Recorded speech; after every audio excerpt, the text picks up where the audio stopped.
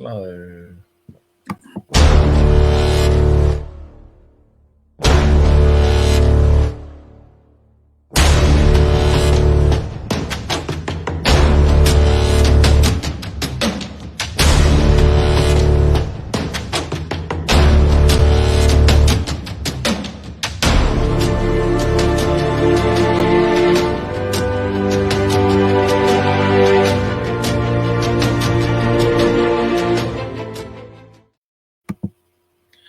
As Mrs. Doubtfire said, hello!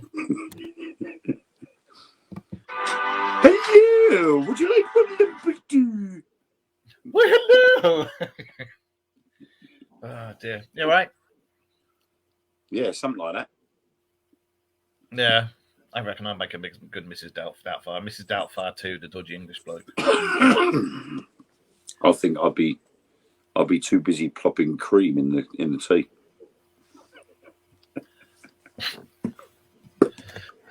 Yeah.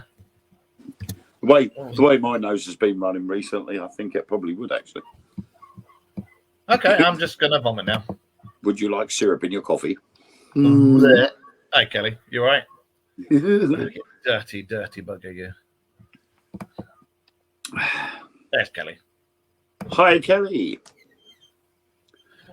We are all absolutely fine, thank you very much. We'd be the ladies of Little Britain. Oh, thank you. Ooh, lovely. Oh, mate.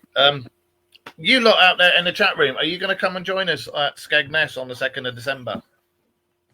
If you would like to join us at Skegness on the 2nd of December, have a look on the wall, and I will post the advert for it to get the tickets and everything on again. Yes. You can wander around. You can wander around with us in the dark, looking for ghosties and ghoulies. And you get dinner as well, and a secret Santa. And you might see the odd UFO. Yeah, you might do. We did. And you might get a special surprise from myself and Mark. But I can promise you I will keep my trousers on. Mine won't, but I will. But Mark doesn't know that I'm going to be doing this. So Mark's in the dark as far as everybody's concerned. But I will let Mark know after the show. But there will be a little surprise from me and Mark as well for anybody that wants, that does turn up on the night. Okay, that's new to me. It is. It's new to me. So who is it? I just forgot to tell you that was all. Eh? I just forgot to tell you that was all. I got no bloody idea. Right, where's me?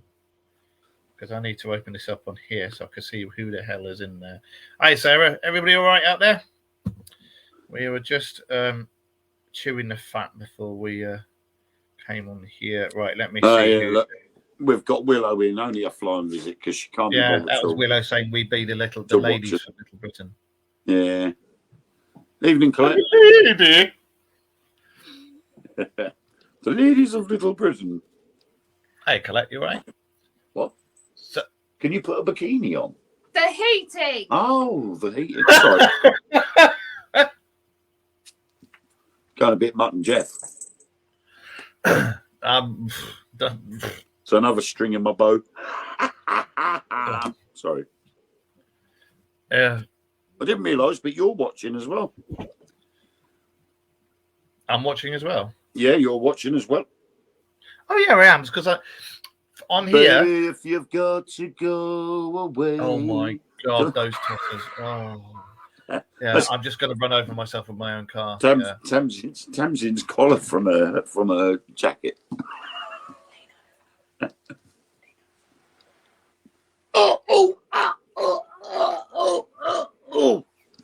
Oh, it's getting cold in here. It's Princess Leia. Well, hi Rita, hi Colette, hi everybody else. Right, what we're going to. I'll turn the camera this way. I'm going around this way. I'm coming around this way. There. So dinner has just been delivered. Ooh, so if you see me nibbling, that's what it is. No, I made sure I had my McDonald's before we went live. What was I going to say? Let me just turn the volume up a minute. Right. Yeah, we actually had one of our fellow presenters send us a picture, didn't he? He had a bit of a UFO encounter. on day before yesterday, wasn't it? Is that yours? Well, for you, it was day before. Well, no, it was yesterday for you, but it was this morning for me, and I had quite a nice, lengthy conversation with him. So a big up to Parker, who sent us the picture, and basically we were chatting with him about an incident on the late hours of Saturday evening. Now, North Essex is not all that known for UFO sightings. So for something to have been seen that night, very strange indeed. I've analysed things. I've looked to the best of my ability and researched to the best of my ability. And I'm still a little bit confused and flummoxed as to what it could have been. Simply because there were issues to start off with the fact that you have Stansted Airport nearby. It's not that far off. So I thought maybe possibly it was that. Then there was the possibility that you have Jupiter and is currently going through past Pleiades, and the moon is involved as well. So I thought maybe there's a conjunction with that. But from eyewitness accounts, this object was in the southern hemisphere, or in the southern skies, not the northern skies or the eastern skies. So it couldn't have been anything to do with the moon or Jupiter. And then I started looking into things a little bit more. I looked through various NASA photos of Jupiter. Also, professional photos of Jupiter from Earth, and some not so well, both professional and not so professional photos. Nothing looked like this. Colours are totally wrong.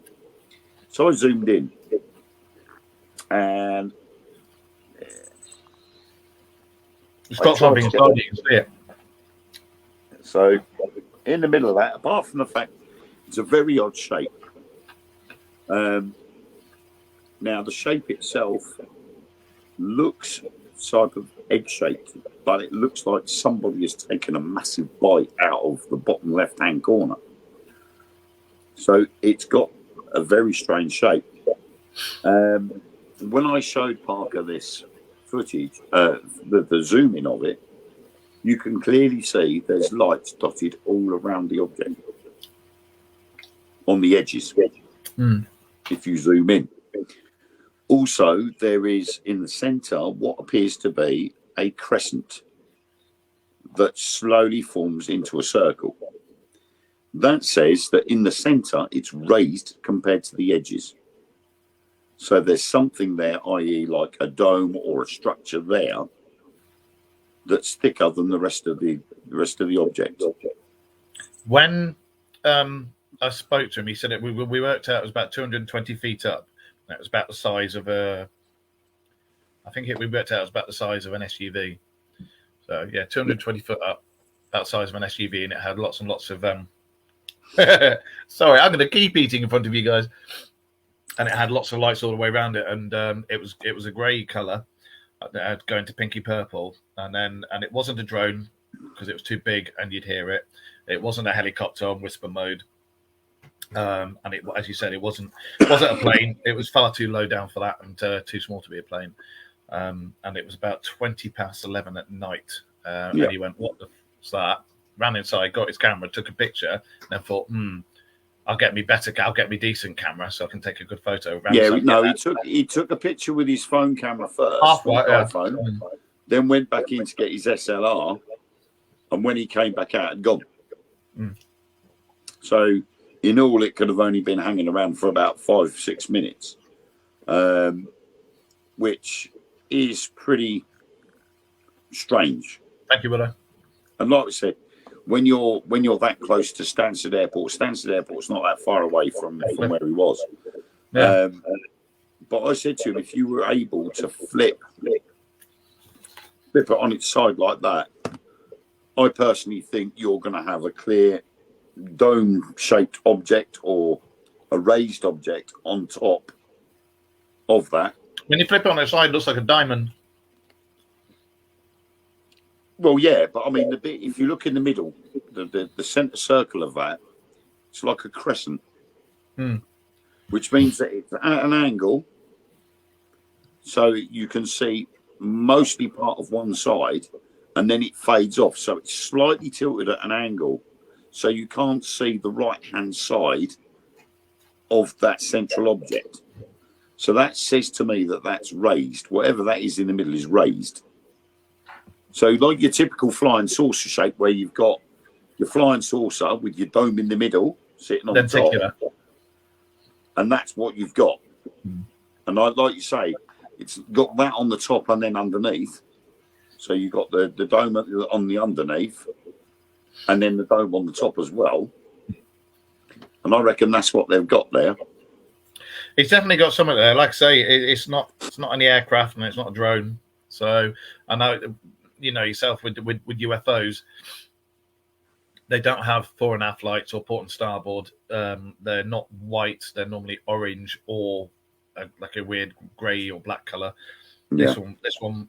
Although when he took the photo, it came purple. He said when he looked at it, it was like a weird grey color, and it was surrounded by flashing lights, which is not really that unusual in the UFO world. So I reckon no, and it's definitely unknown, whatever it is. And when you actually zoom in on the picture, you can actually clearly see that there are spots of light all around the craft. They're not just in certain areas, they're all around. I think me and Ellen counted about 14 spotlights on that craft. So I personally think there's something definitely there, especially as there's what looks like a bike chunk taken out the bottom left-hand side of it. It's I think he'd got something there. Definitely. I've also sent you a map of what all the recent paranormal UFO sightings in Essex. Yeah. Have a look. There's been quite a few. Well, the one that gets me is one from a couple either last year or the year before. There was a sighting in Burnham on Crouch, and it's marked here as a 3 sighting on there. We were at a ballet party for my youngest daughter, and we saw what I thought was a drone to start off with, but when it moved, it wasn't like the speed a drone would move. It literally had gone 30 miles from left to right, right to left, within a second. A drone cannot move that fast. You know, it was at a distance, but it went so fast. But when you gauge the distance, there was no way it could have moved that quick. And we watched it darting backwards and forwards for a few minutes. And then it shot off in sort of like the Burnham on Crouch direction. And I videoed it. And I did put it on my Facebook profile.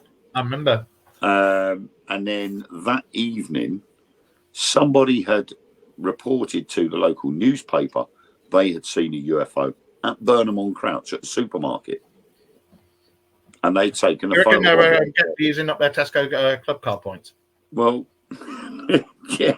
Some of that, or they were just fueling up just to get the points.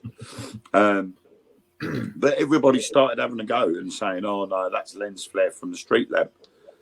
And I put a comment on there saying, you have to remember that if it's going to be lens flare from the street lamp, the lens flare is going to look the same as the street lamp. That lens flare looks nothing like the street lamp. Yeah. It looks more like the lights on the object in the sky. And nobody could say anything to that. But it then looked out, and if I looked at the timeline, it was literally 5 minutes from when we saw it to when this lady took the picture. There's been, it's like with everything that's been going on, the sightings have been ramping up and ramping up and ramping up. I've been seeing so many bloody videos and stills and pictures and stuff. And one thing that does piss me off is people using AI to do pictures of UFOs and stuff, and then they're putting it up there going, oh, look, and it's like you can tell it's AI because of how crystal clear it is, you know. Like, here's one for you. You know that picture of the cryptid that's going around, that wolf thing that's been seen? Yeah. To me, it looks like AI. To me personally, it's only my own opinion. It does look like AI. What do you think? What do you guys think? I think I would go with the vote on that one because I personally think something's not right with it. And it's off. There's bits, and the thing is anybody that looks at videos constantly, like we do, you know, we're forever scouting through the internet and looking in various places, not just on things like social media on TikTok and things, but actually on the internet. I'll see if I can find it. And if we find these things, we do look at them, and then we will go over them with a fine-tooth comb. Sometimes you can see the markers straight away. Yeah. Sometimes they're bloody obvious. Other times you could be watching it for a 2-minute video for about a minute and a half before something happens that makes it so blatantly obvious. And one of the biggest ones has been with the AI business, has been this one about Russian aircraft being shot down. Yeah. And when you see it, all you tend to see is a black silhouette. You don't see no markings or anything else, but you see like a vapor trail. And then all of a sudden you'll see this missile go up and it'll explode at the back end of this aircraft. And then straight away, you can tell that's AI because it stands out like a sore thumb. But people look at it and go, "Oh my God, that's Wellman. Oh wow, it's another Russian fighter down." Blah blah blah. And you're like, "No, that's computer generated. It's not even real." Well, they did that back along with Afghanistan, wasn't it? They tried to say the US Army had shot down a UFO, and it wasn't. It was a load of bollocks. It was the same as the ones over Hawaii, wasn't it? The UFOs over the Hawaiian beach. Again, that was all computer generated graphics. And the problem there is the graphics cards and the memory on these computers now are getting so powerful that they can make video footage. All they've then got to rely on is the gullibility of the people that watch it to believe it. Excuse me, Bloodline. What you have to do is look if there's a shadow, because most people forget that. What's like that one? Do you remember the aircraft carrier? The picture of the aircraft carrier, the video going over with the bloody UFO on it, and the shadow was going the wrong way to everybody else. Yeah. And the picture of the TR-3B in the desert. Yeah, yeah. All the shadows of all the vehicles, the petrol tankers, the ammunition containers and things like that, all them shadows were heading in one direction. That's right. But the shadow of the TR-3B was going in the opposite direction. And you're like, yeah, right. And the thing was, whenever I saw things on social media about it, everybody's like, oh, the American government were hiding something. We knew they were, blah, blah, blah. And you're like, hang on a minute. Look at the shadows. Soon as you mention, look at the shadows, the comments change. Well, I'm just trying to find this bloody Dogman image. Where the comments change very quickly. They all go, oh my word, oh, they were duping us, they were faking it. Oh, blah, blah, blah. And you're like, well, it was a bit obvious when the shadow of that goes in one direction and everything else is going in the other. Yeah. That means it's one of two things. It's either completely fake and all set up, or we've got two suns all of a sudden. Yeah. Because looking at them shadows, that means we've got one sun on one side of the picture and one sun on the other side. It's, what's that? AI could start World War III, say the Russians. Say the Russians put out videos of an American plane shot down to wind America up, next thing America and Russian fighting. Yeah, exactly. The new AI Gemini will make your toes curl and what it can process. I think it's a bad thing, personally. I think in some things it can help, but I think with the military getting hold of it and stuff, because you got war pigs who just want to make loads and loads of money by having wars. Yeah, I think the warnings are there for AI. It's just whether people decide to ignore it or not. Well, the fact that Elon Musk turned around and said, But that don't stop me from using it. I mean, you look at some of the SpaceX videos. Some of the SpaceX videos you can clearly see are computer generated. I think AI could be good for certain things, but I think for other things, especially like the military, I think it's very bad.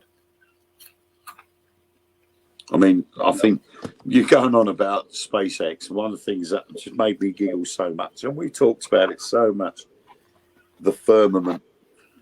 Oh, God. Go on. The amount of videos I have watched on TikTok where they've shown you the latest SpaceX Starship trial, and the leading comment told you the firmament existed.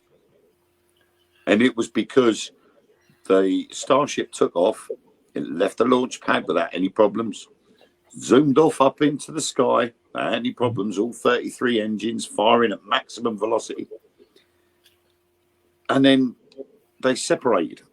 The main tank separated from the Starship, and the Starship carried on off on its merry way. The remainder was designed to come back to Earth and land as normal. There was something wrong with the main tank, and as it was coming back, the boosters moved to get it in the right place. Something went wrong, and it exploded. However, the Starship carried on, which meant it carried on through the so-called firmament out the other side. But everybody was like, oh, no, the firmament does exist. Look, it blew up. Oh, no, you muppets. If you look, you see the Starship's still going. Voyager 1 and Voyager 2 have left our galaxy. If the firmament was here, they would have gone dink, dink, dink. But their argument would be that that's what they want you to think. It's what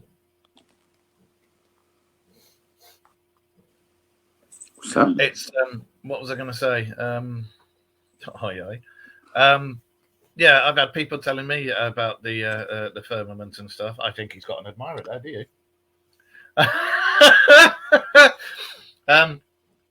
Yeah. Oh, look at him go, right. Look at that. I've had people try and tell me about the firmament, and there's no offense to any Americans or anything like that, but it's predominantly American Bible Belt. And Wayne and I have discussed this at various lengths before. And it's, come on, seriously? You know, if you read the Bible with modern eyes, don't read, or any holy book with modern eyes. As we've said before, every single bloody holy book has got every single thing the same in it, just happens differently. Why did it happen like this? Or would it happen like that? Or, oh, Jesus, that could have happened like this. Or could have happened in Willow's terms up in Scotland. A haggis could have rained down. But it doesn't matter. The same events happen. They just tell it slightly differently. And they talk about the firmament and this, that, and the other. But if you read about it with modern eyes, they're talking about the ionosphere or the stratosphere or something like that. They're not actually talking about a dirty, great, big, invisible plastic bubble that surrounds the Earth. And I think, quite frankly, these days with the technology and everything we've got, and the fact that all the governments have come forward and said, yeah, actually, there are people from other galaxies, other systems, other dimensions, and we've been talking to them for a long, long time. And they've admitted it now. If you still, after all that evidence has been put out, if you still turn around and say, there's a firmament, I am sorry, but really? There's no firmament at all. Stop being so bloody stupid. Naivety. Oh, my God. Firmament. Yeah, it's a big plastic bubble. Jesus Christ almighty. Anyway, that's my little rant for people who I don't mind if you're all bloody religious or whatever, but if you seriously think there's a big sterile bubble that surrounds the Earth, no. Yeah, I mean, the thing is it was blatantly obvious that you could see that the booster system for the Starship was clearly coming back to Earth. The directional boosters to allow it to turn around to make itself way back to land safely were clearly in operation. And the idea was to spin it around about 360 degrees and then spin it again to its landing sequence for it to come back to Earth. And it was during that landing sequence spin round that there was a fault and it went. So the problem is everything like that, it's always going to be trial and error. And they've got further this time round with it than they did before. The Starship actually left the booster system, carried on its merry way. So as far as anybody's concerned, it was a positive test result. Even the previous one was, even though there was damage to the launch pad and only 3 engines actually didn't start, it was still a success because they got further than they did the previous time. So each time they get a little bit further than before is a bonus. Well, it's like, you know, I'm not saying right. The thing is, people talk about Nostradamus and all these people that predict and this and the Simpsons predicted stuff. And to be fair, the Simpsons have been spot on, which is ridiculous. But for those of you who followed our show, and for those of you who may or may not know about it, the show's been going for 10 years. In various iterations, and the best iteration has been since my bestie there joined it with me, and because I said to him one day, "Do you fancy doing a show with me?" "Yeah, all right then." And we've just gone from strength to strength. And Wayne and myself, we have said so many times about this happening and that happening, and Bill, and this going on and that going on. We were one of the first ones to report there was going to be an impulse engine being made. What happened? An impulse engine was made. 2 years later, they started saying, "Oh, it's an impulse engine." We were one of the first on there to talk about. They were going to be doing they've actually got a faster than light drive being made. First of all, we said it was theoretical, and then they said it was theoretical, and then we said they're going to make one, and then they made one. You know, and it's not going to be long before they've invented the warp pocket to be able to go FTL. They've already got the engine. They've just got to do the technology to surround the entire craft to keep everybody safe. And I mean, there was one the other day, actually, I noticed it. There was a video surfaced of a Chinese engineering company has built the faster than light engine, and they actually displayed it. They don't think, at the moment, they still think it's going to be a year and a half to 2 years' time before they're going to be able to test it. Well, unfortunately, Sarah, that information, okay, apart from the fact that it would have to benefit all of us if we were to give that out, but if we talked about it 2 years ago and it's only surfaced now, those numbers are only going to be any good to you in 2 years' time. 7, 9, 12, 34, 28. And 41. You did the bonus balls. What are we doing, the Euro Millions or the...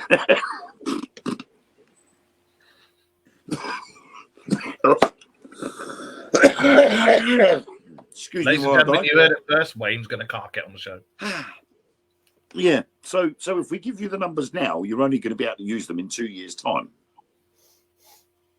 They've already admitted to opening a portal. I know. I can remember a few years ago they were talking about teleportation, and they were saying, "Oh, mathematically it's possible." The same as they said, time travel is mathematically possible. Now, go fast forward, and they've got to the bit where they've done it. They've teleported I think it was an atom. They teleported an atom from point A to point B. The previous experiment to that was they teleported an atom from point A, and they had no fucking clue where it went. But now they were able to do it, and now they're working on bigger things that can do that. They're working on we got 3D printers. They're trying to work on the same what the things they got on in Star Trek on the Enterprise, the replicators. They're trying to work on replicators that take genes and that can just take genes and atoms out the air and splice them together. And they're trying to work on that. So, like maybe some new lungs for Wayne.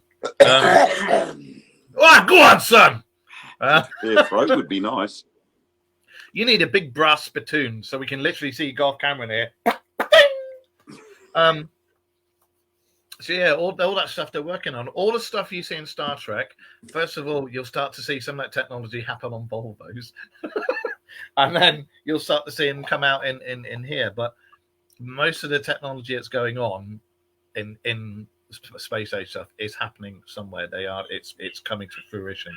Well, you've got so many things there. I mean, you look at like obviously back in the 70s, you had Star Wars, the biggest science fiction film going. And what was the weapon of choice of the Jedi Knights? Right, a rather large vibrator, lightsaber. Now, you can actually get a real lightsaber that actually will cut through something. They have made one. It's a bit cumbersome, it's a bit bulky, but the technology isn't quite there yet. But they are actually making them. So, you know, all it is a case of the theories are there. It's just a case of working a way around the theories and coming out with a result. Hang on. Sarah's on about that. They've actually done a human computer interface so that you can download the personality and perhaps the soul. I don't know if it's a copy or what, but they've got to that stage now where they think it'll work, and it's going to be coming out within the next couple of years. So keep watching the screens for that one. They're already doing that. Have you ever seen the program Altered Carbon? And they call body sleeves, and your essence is in like a little disc that can be put in the back of the neck. Yeah, something similar to that. Again, this is all going to be reliant on AI to actually work out. You know, the human mind is capable of figuring it out, but it takes time. So to be able to figure it out quicker, the reliance on AI is going to be involved, regardless. You know, well, and again, it's like you get to the Industrial Revolution, and the mankind or humankind has been plodding along slowly, and then all of a sudden, along comes the Industrial Revolution, and everything changes. You know, discovery becomes a big thing, and there's this boost, and now we've got to a stage where humankind is now at this sort of stagnant area, and all it is going to take is AI to pop up and go, humankind is capable of doing this, bang, and there's going to be another big boom, and humankind is going to go forward, and the amount of technology that's going to come out of humankind is going to be mind-blowing. The thing that is quite scary is so mankind might live forever after death, just rebooting a new body. Yeah, exactly. The thing is, we were helped, and we had a leap in technology. Second World War, the Germans they got the leap in technology, and there was documents saying that they had help from elsewhere. So, you know, I hope it doesn't take another war to get that leap in technology, because we don't want another war. None of us do. I don't think it will be a war. I think it will be man's own invention or humankind's own invention will allow us to have that boost. And you know, if you look at it you go back to the 80s, and it was a computer is only as good as the programmer that programmed it in the first place. But now you've got to a stage where, yes, we've invented the computer to think, but when you give the computer the ability to think for itself, then it changes. That's what I said. I think AI can be good for certain things, and I think for discovering new technologies, the far reaches of space, under the Marianas Trench, everything's exploration, surgery, healthcare, everything. Yeah, brilliant. But for the war pigs, no. Very bad. And I think that there's a lot going on with that shouldn't be going on. Cliff's right with his comment there. Mankind still does not understand how the conscious mind works, same as AI is struggling on how the conscious mind works. But all it needs is for an AI to actually figure it out, and bang. Yeah. Then it all changes. That's when everything will change, is when they actually figure it out. Yeah, we don't understand it because we struggle because of other factors that come into play. And AI may not have those factors. So it could be that all of a sudden it could go bang and it's out there and everything then changes. And as we've noticed throughout the years, you can come out with a theory and then in 50 years, 100 years, 150 years, all of a sudden, wow, that makes sense. We can do this now. You look at Nikola Tesla's inventions, harnessing the Earth's own energy into free energy that can be transmitted around the world. You know, that was there. All those ideas disappeared. Now, all of a sudden, people are making free energy out of magnets. And they're posting them on TikTok and on social media. And then all of a sudden, these things disappear. But then somebody else posts something. You know, oh, my car's just done 200 miles on a pint of water. Yeah. You know, it's things like that that enable us to move forward. So who's to say at some point in time, either the human mind or an AI mind figures out certain things that enable us to bounce 200-300 years in technology? Well, the thing is, we all know that a lot of the technology that we need, we've already got. And it's the governments that dumb it down, keep it quiet, and this, that, and the other, because the governments are in with the giants of the fuel and medicine industries, and you get far more money by treating symptoms and keeping things at bay rather than curing things. Because if you cured something, you can't make any more money on it. Yeah. So they keep that technology down. You get loads of money, make loads of money from people fueling cars with diesel, petrol, this, that, and the other. So instead of bringing out the 0 point energy module, which is that field that we can now access, they've proved we can access the 0 point field now. And people have made 0 point generators and stuff like that. And it's all been taken away and hushed up and the people have been killed. And it's all to do with the almighty pound/dollar, because it's pure greed.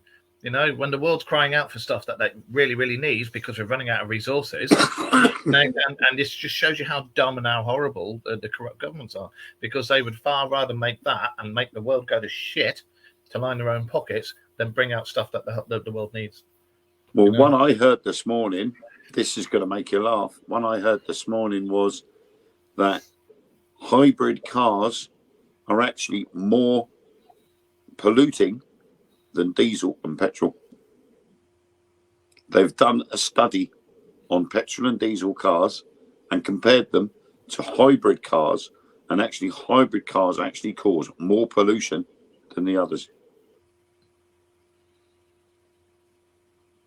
And all you got to do is think about it. Starting and stopping a car all the time actually uses up more fuel. What do you do if you're urban traveling in a hybrid car? You're going from up to 30 mile an hour, and the electric motor that would work during up to the 30 mile an hour mark is fine. As soon as it hits 30 mile an hour, it goes on to the motor, the normal motor. So you're starting the car.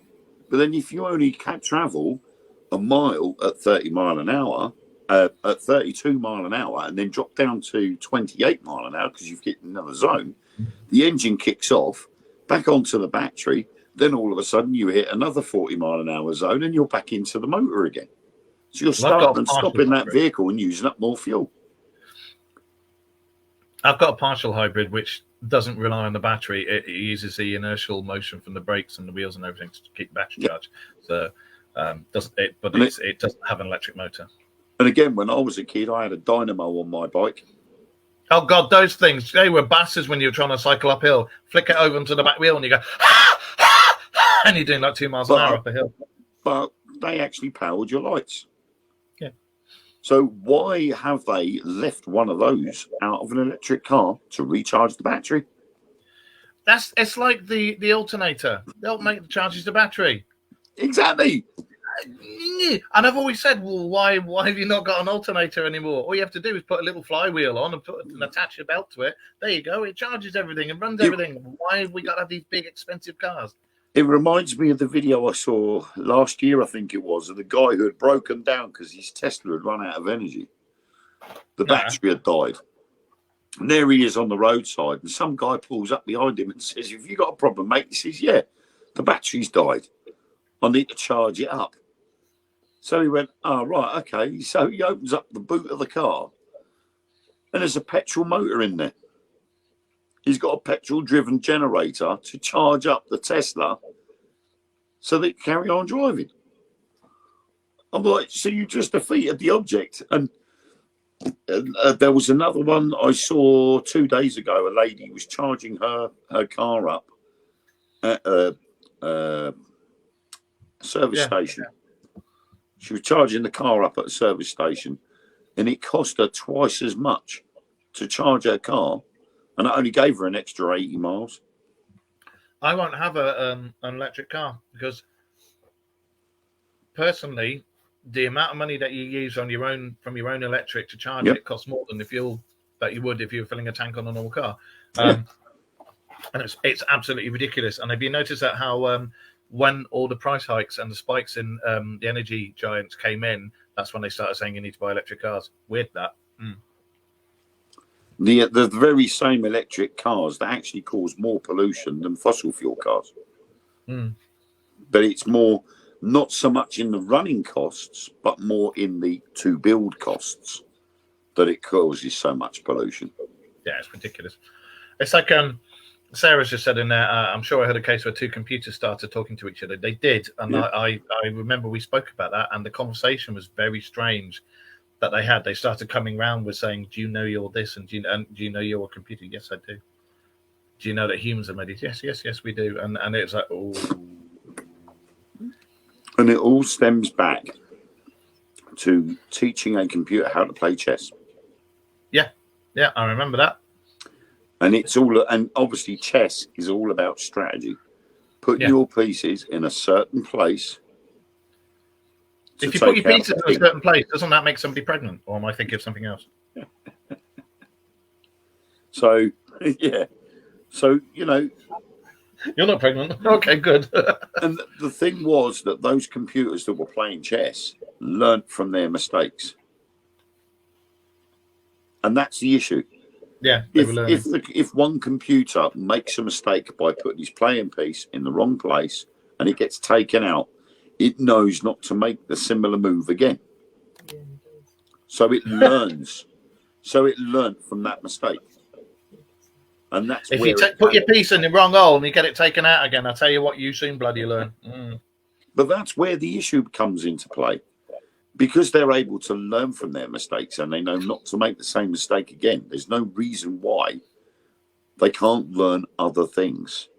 So you have to set, and I said this a couple of months ago, you have to set the perimeters so that the AI is not able to learn certain things. Also, when everything is electrified, the government and the governments will control how and when you can charge your vehicle, especially at high peak times. Yeah, they wouldn't have to do that with me. I've got solar panels, so I'm not bothered. It's the thing that gets me about all what's going on at the moment is we've spoken about the New World Order several times and how we fought a lot of the conspiracy theories. Where if you try and eat my burger, young man, I will turn you into a pair of gloves. Yes, you.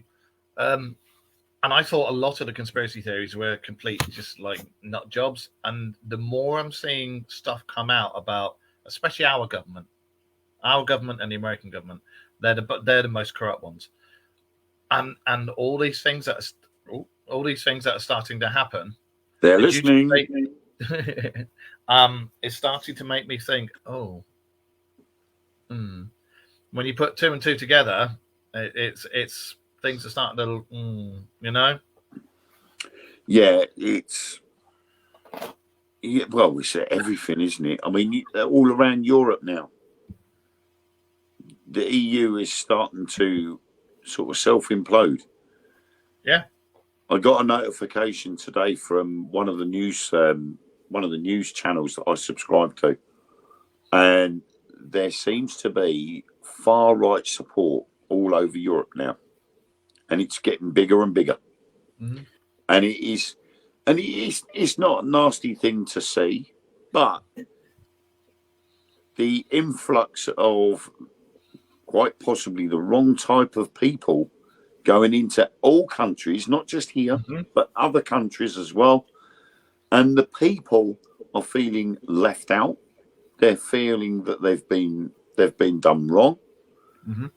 That the governments of their countries are more concerned about these people coming into the country than the people that are actually in the country. Yeah, they don't care about the ones that are from the country. You know, they're not worried about the people that already live there, and so therefore they get pushed to one side in favour of these other ones. And I said it the other week, when you look at how much is spent on these people, in 1 year, you could have solved the UK's homeless problem in one hit. £6 million a day being used. If you can buy a flat for one homeless person for 250,000 and say to that person, that's your flat.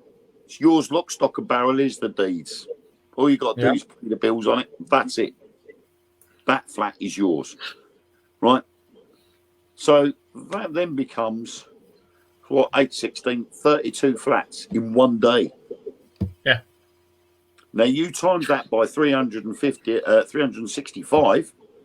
We say 364 because we'll have Christmas Day off, of course. So if you say 364, that is a lot of flats provided for homeless people straight away. That's homelessness gone, eradicated in one hit on the crap that they've spent so far. And it's no brainer. Yeah, exactly. And it's, I think the thing is, things are coming to a head with the Bobberments because people are starting to cotton on. They're starting to see the cracks. They're starting to see the mistakes. All these backhanders and paying for lordships and stuff, and what do they call it, sweeteners? All of that's starting to come out of the woodwork now.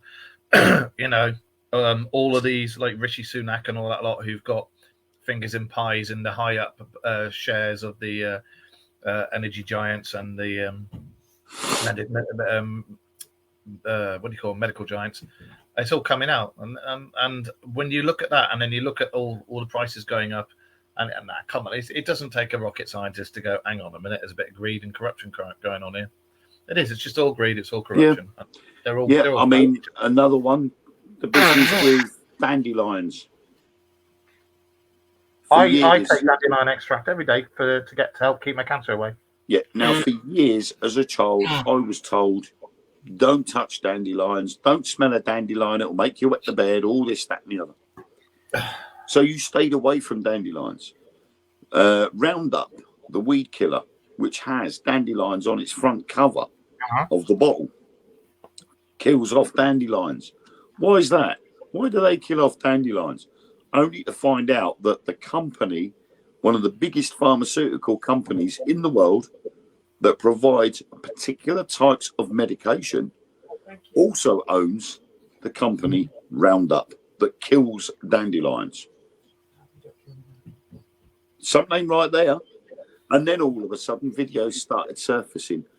Dandelion tea. You know, use the flowers, use the leaves, use the root. You can do this with this and do that.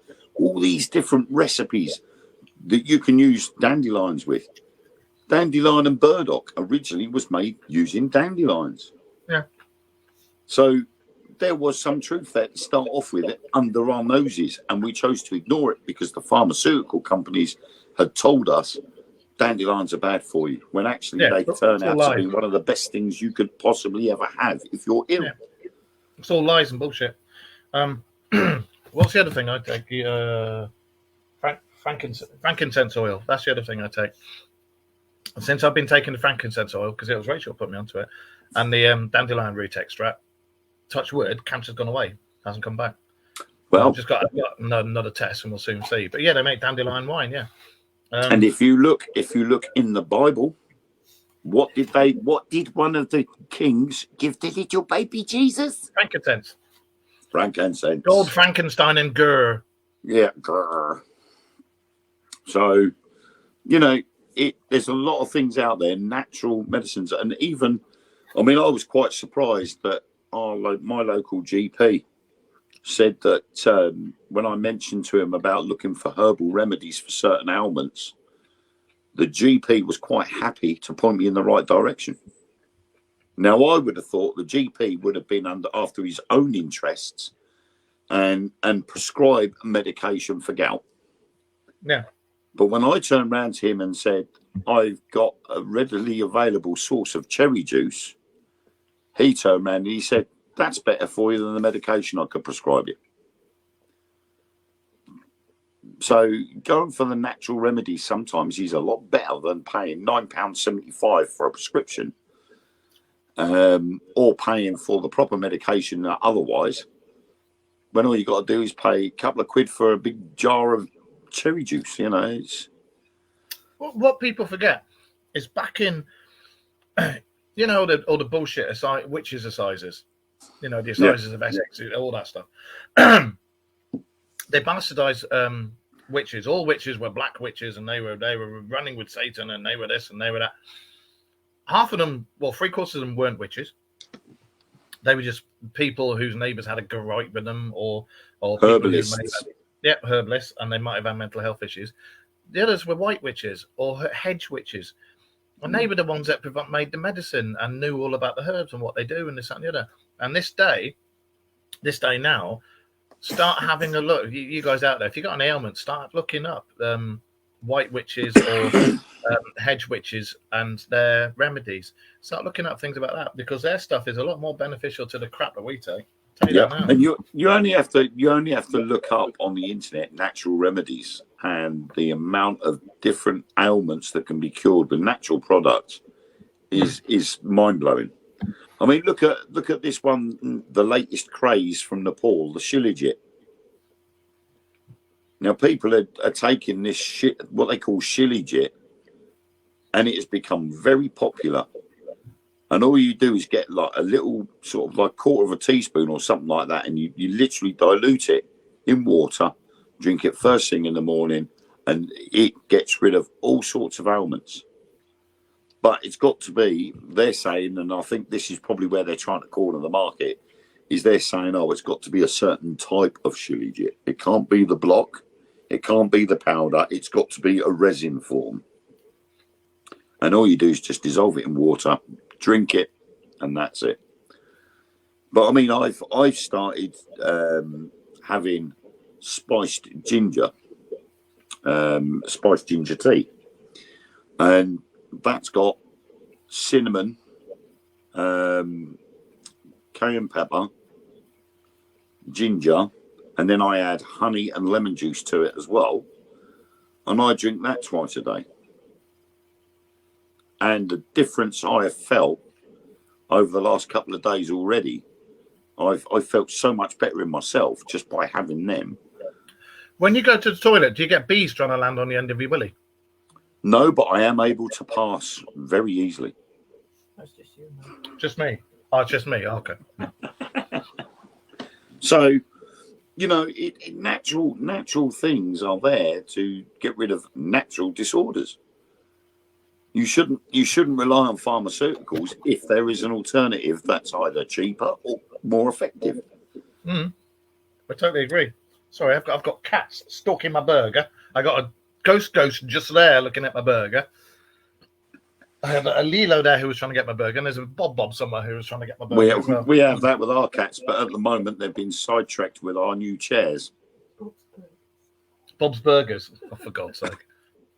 We got some new dining chairs over the weekend, but they're crocodile skin. Fake crocodile skin or real crocodile skin? We think they're fake. Well, I would say they're fake, but I wouldn't be surprised. We saw it on Facebook.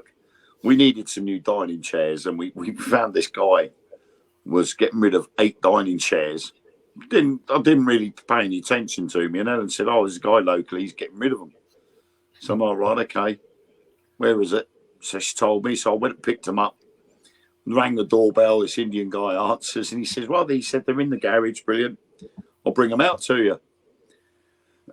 So I'm standing at the car. He brings them over tonight, and I'm like, "Oh my God, they're crocodile skin." Was Jimmy going out and said, "Oi!" And I'm looking at it, I'm going, that can't be real crocodile skin. But it was an Indian family. So I'm like, to be honest, I wouldn't be surprised if they've had these imported in. If it was crocodile, would that mean it was made by a Jewish carpenter? No, let's not go down that lot. I want to stay away from them and those and the shit that's going on in between the two because it's really pissing me off. No, I just meant foreskin. But Crocodile. But yeah, it's this weird crocodile skin stuff, and the kids have started picking at it and left bits all over the floor, and then the cats go and start doing the same thing. Little sods. So you need new dining room chairs now. So, well, they're not too bad under the actual fake crocodile skin. There's fabric underneath it, and it don't look too bad. So I'm just going to say, sorry, if they pick the skin off, they pick the skin off. We'll just leave the fabric underneath as it is, and not bother recovering them. But as you can see, they're nice high back chairs. Just you and your family, I tell you, you're feral, a lot of you. We're nuts. Well, yeah, you got to be. You're friends with us. And we're not ashamed to admit it. No. Well, going back to what we were talking about, yeah, every single thing that we have spoken about on this show over, I would say, although it's been going for 10 years, it was predominantly paranormal before.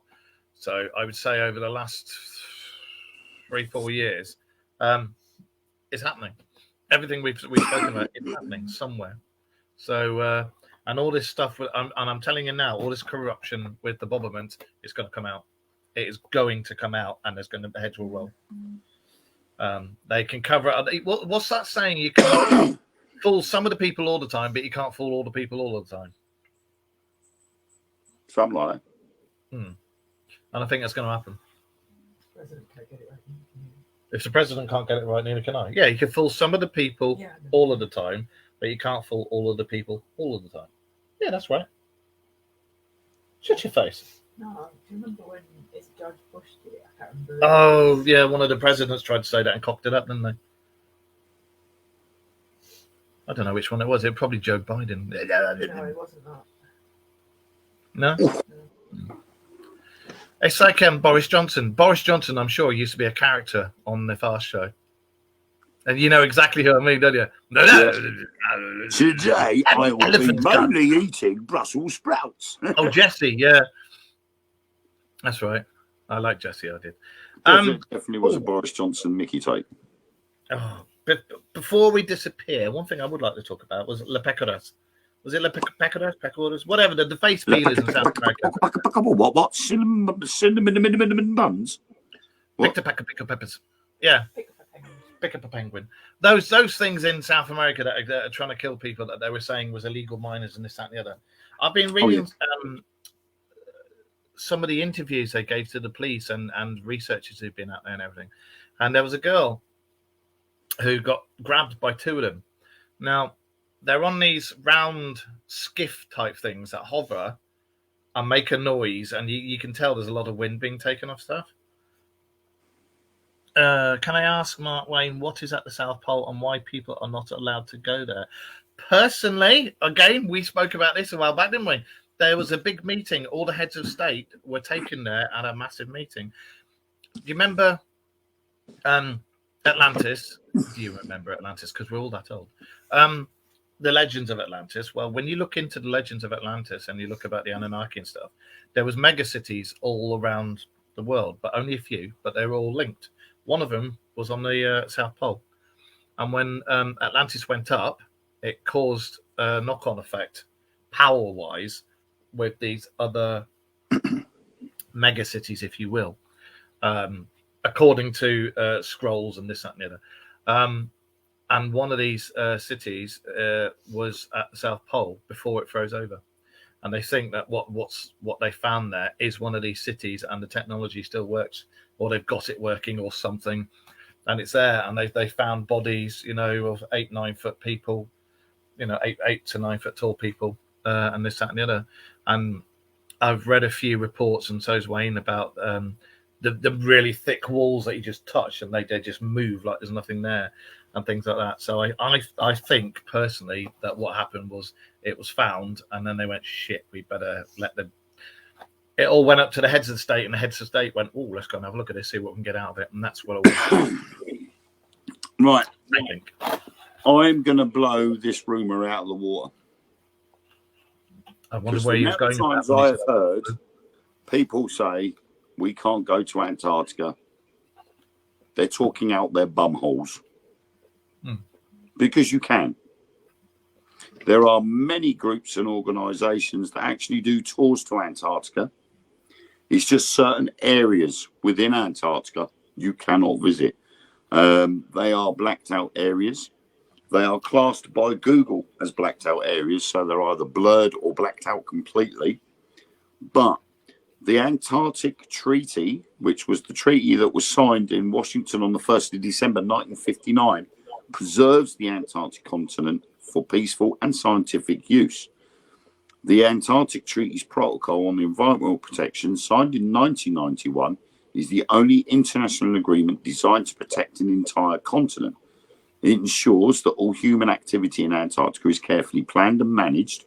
It enables a range of human activity to take place in Antarctica, including scientific research, well-managed environmentally sensitive tourism, and exploration.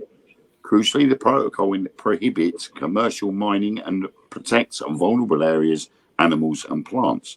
So the Antarctic Treaty does not prevent tourists, military personnel, or scientific research from being present in Antarctica, but they do require an appropriate permit from a treaty party.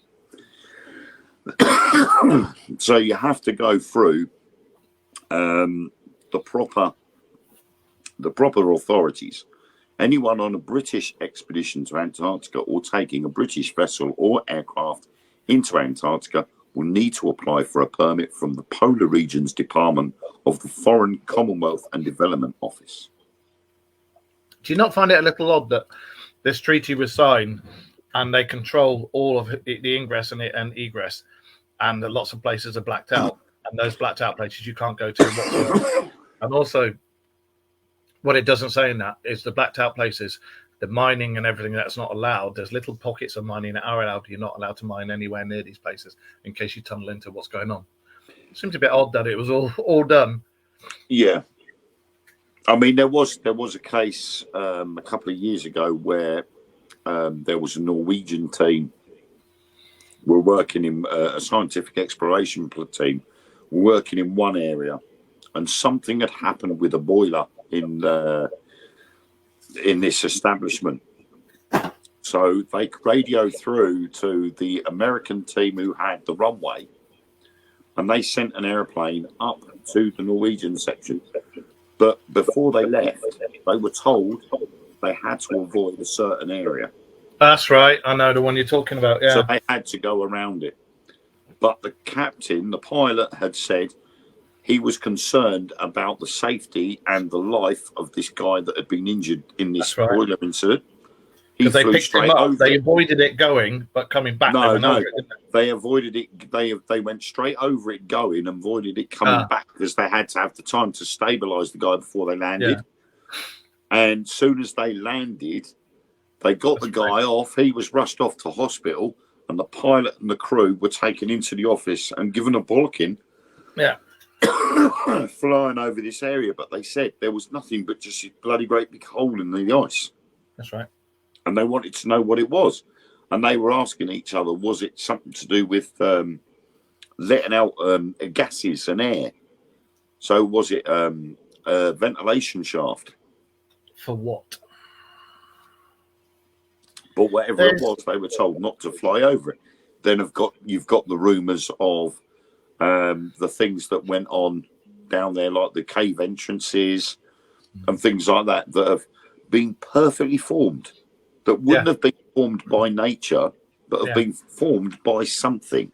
And one of them is see, you know, like in AVP, Alien vs Predator, that they boom drilled down on the ship. Yeah. One of them's a hole like that, isn't it? You can see it's been drilled down with something, but they don't know what. Yeah. So I mean, if you wanted to, there's a company called Audley Travel that does trips to Antarctica. or polarroutes.co.uk do trips, and you can get up to 50% off at the moment if you go with discovertheworld.com. He's after some tickets. Oh, yeah, you know, I'm just showing you as examples that people think we can't go to Antarctica when actually we can. No, Those were sponsored. we can go to Antarctica. It's just certain bits that you can't go to. Yeah.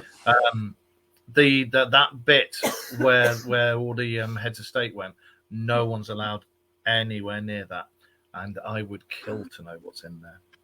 I like what Cliff's just put. Because I've advertised these groups, like, many thanks. I was asked the question from a good friend who we call 17 Breakfasts. I was just about to say 17 breakfasts. He's massive. Give him a shout out, please. They call him Chris, and he will see later. So, All right, Chris, 17 breakfasts. Mr. 17 Breakfasts, or Chris, how you doing, mate? Before we disappear, I was talking about the pecaros or whatever the hell they are, the face peelers in South America. This girl who was taken by them, she was taken by two of them. Somebody got a thing out their belt and poured some powder on her face, and then took another thing, got some liquid, put that on her face, and she felt her face starting to burn and swell up. But these two guys were talking in Spanish, the South American Spanish, and one of them had a local dialect accent, and the other one had a Brazilian accent. So I'm wondering if you've got a Spec Ops thing going on down there, and they're testing out these disc things and the armor that they wear and the elongated helmet. I think the elongated helmets is a load of bollocks. I think it's possibly some sort of Spec Ops thing going on, and I think there's a more earthly reason to what's going on there than is being let on. The fact that they had accents, regional accents, when they're talking, kind of gives it away, doesn't it?